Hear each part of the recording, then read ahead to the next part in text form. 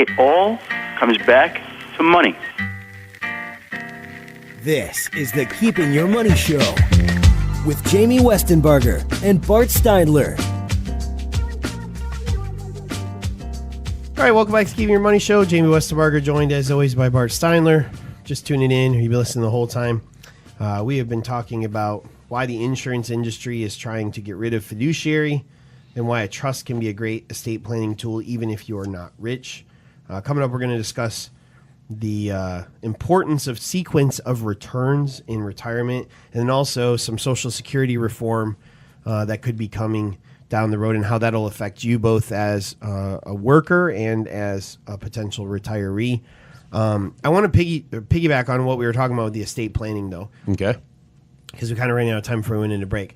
I think it's really important when you look at things like estate planning to look at it exactly like you would, that we've tried to teach you over 10 years to look at financial advising, right? And that is everyone is different. I don't care if your neighbor went to an attorney and that attorney told them they just needed a will. That has nothing to do with you. Zero. You could be the exact same people but have completely different needs, you know. So take advantage of opportunities to get reviews of your own situation. You know, it doesn't cost you anything to come in and get an opinion on your retirement picture, first or second opinion. There's no cost for that. A second person looking over what you're doing, that's a positive. There's no threat there. Same thing with estate planning. No one's going to laugh at you when you come in and paid $10,000 for a terrible estate plan. Is that worth dying with that terrible estate plan to try and save your ego? Absolutely not. That's a horrible reason to keep it. Right. Same thing with, I don't care if you're 55 and have never done an estate plan and you feel dumb that you haven't. So what? Do it today, at least. Yeah. At least get an opinion.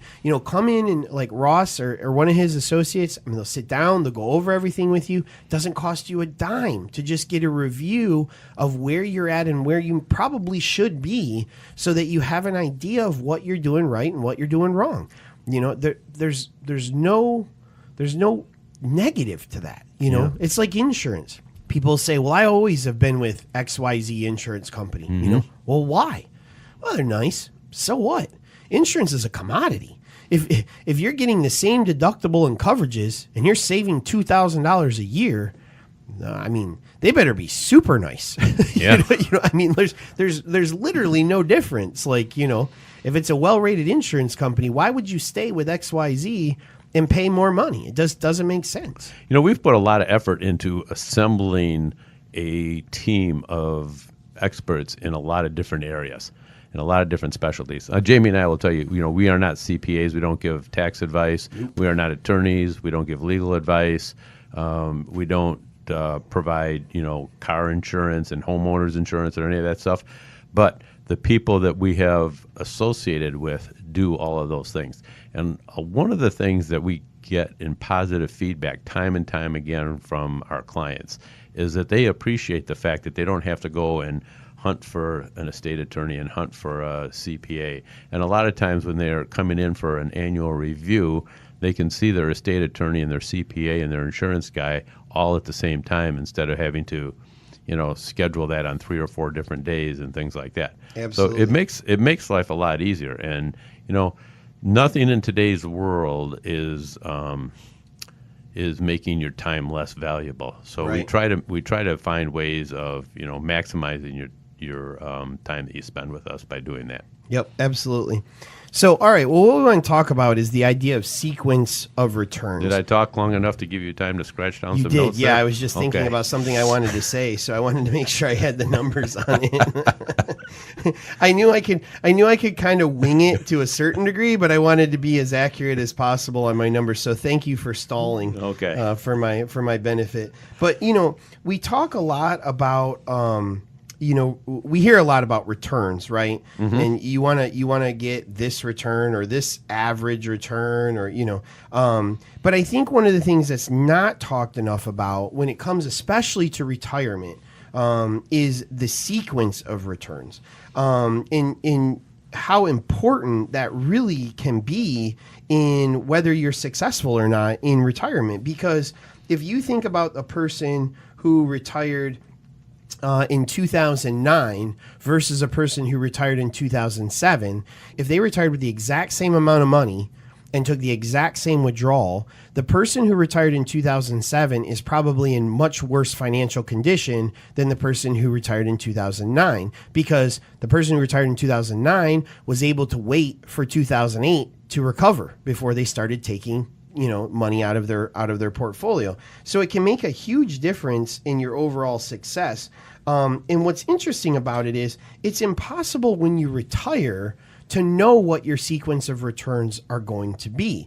So a lot of times we hear people say, well, did the calculator online, I can take 5% a year, and I'm going to be good. Well, that's not really true. I mean, we don't know that. No. We're in a market all-time high right now.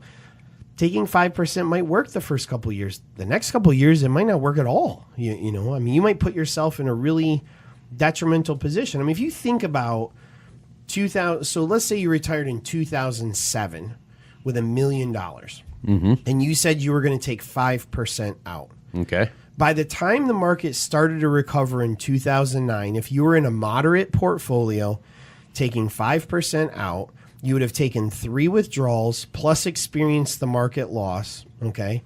By the time you're taking your 3rd withdrawal, if you're maintaining that same dollar amount, you're no longer taking 5% out. You're really taking something more like 12% out, which is completely unsustainable. And now here you sit in 2009, the market's starting to recover. You probably have less than 60% of what you retired with only 3 years earlier. I mean, that's a really scary situation because you had no control over that. At the time that you made the decision, we could go back and pull articles from 2007 right now in every major magazine out there, and they would all say that 5 to 6% is a sustainable withdrawal rate in retirement. And yet, had you done that, you would probably be in pretty sad shape or probably had to go back to work, honestly. Yeah. And a lot of those magazines today are saying it's 3 to 4%. Right. And So- in 2 years from now, they could be wrong because interest rates could go up and change the whole dynamic. Right. I mean, right. interest rates have already gone up a lot. So the evidence is actually in place to show you that when they're telling you a comfortable percentage that you can rely on over the long term, that it doesn't work. And I'll tell you another place where this comes in a lot. A lot of times, when you're getting ready to retirement, you'll go and somebody will show you an illustration for a certain product, and they'll say, this is if you go back 20 years, this is how this product performed, and kind of leaving you with the impression of, look at, they made 8 or 9% a year on this, and it was able to kick off this number of dollars for you. But did they design that product after the 20 years is the real question. Exactly. So the important thing now, if somebody shows you that, and then they say, you'll notice that the sequence of returns that in the first few years that we're showing very good returns, and it may not actually work out to be that well. In fact, chances are it probably won't.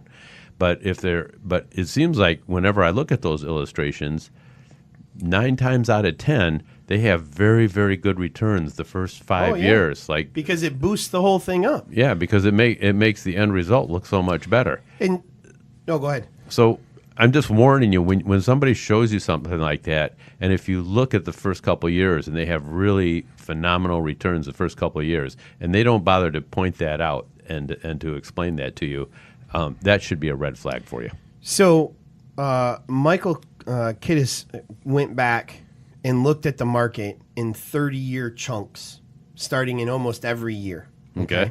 And found that a 5% withdrawal rate at any time in history had the same likelihood of liquidating your portfolio as it did of you having 3 times as much when you die as you had when you retired. Well, that's pretty interesting. That's a humongous swing. Yeah.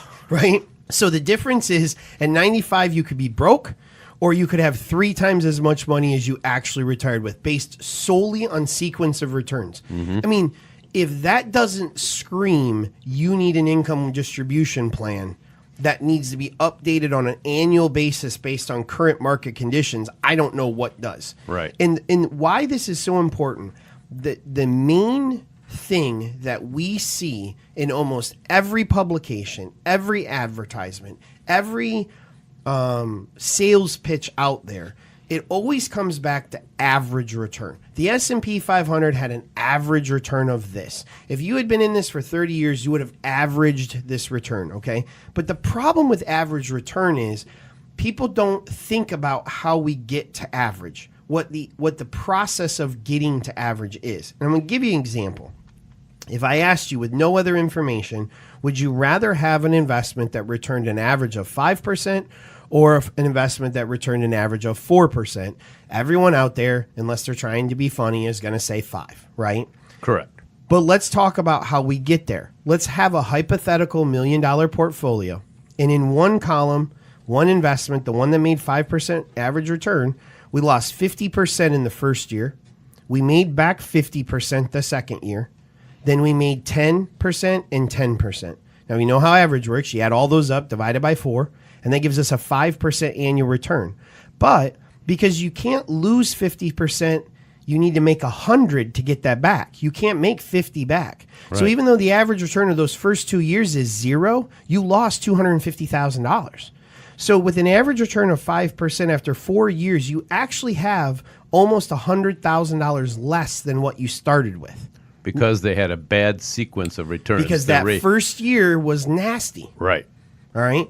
Now we go to a second investment, the one that gives you a 4% average return. It made 4% every year. And it worked out to be a 4% average because it was 4% annual. Your million is now 1,169,000 and some change. Now, neither one of these investments actually exists, but my point is, if we're looking at one particular number when we're making a decision, we're missing the big picture. And it's why it's so important to have something customized for you so that your retirement can be favorable versus relying on information that's stamped on a flyer and finding out that, you know what, this didn't work out so well. So I want to remind you, if you haven't had a second opinion, maybe you need a first opinion. Maybe you're doing this on your own. You know, give us a call. We'd love to sit down and meet with you. 888-98-MONEY is the number, 888-986-6639. Coming up, we're going to talk about Social Security and what's going on in Congress right here on the Keep Your Money Show.